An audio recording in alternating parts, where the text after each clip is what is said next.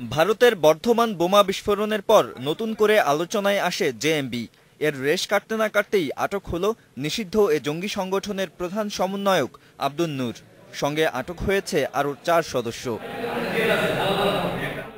সিরাজগঞ্জে আটক এই জেএমবি সদস্যদের সঙ্গে ছিল বিপুল বোমা, বোমা তৈরির সরঞ্জাম আর জিহাদি বই। এসবের মধ্যে আছে ডেটোনেটর, পাওয়ার জেল ও টাইম বোমা।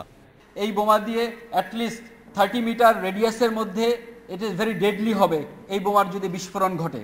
এবং এখানে যে পরিমাণ পাওয়ার জেল পাওয়া গিয়েছে, এটা দিয়ে 1 কেজি পাওয়ার জেল দিয়ে 10টির মতন আপনারই করা সম্ভব, একটা বোমা বানানো সম্ভব, এবং অন্যান্য যে সকল সার্কিটগুলি আছে।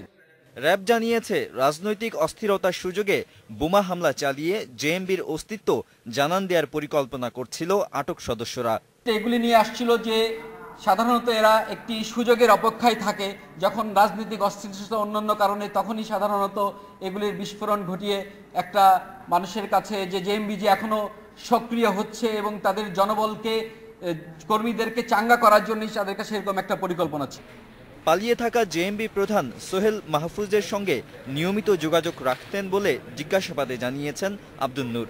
নিষিদ্ধ এ সংগঠনটিকে আবারও সংগঠিত করতে নতুন সদস্য সংগ্রহের দায়িত্ব ছিল তার। Nadim Mahmud, Independent News, Dhaka.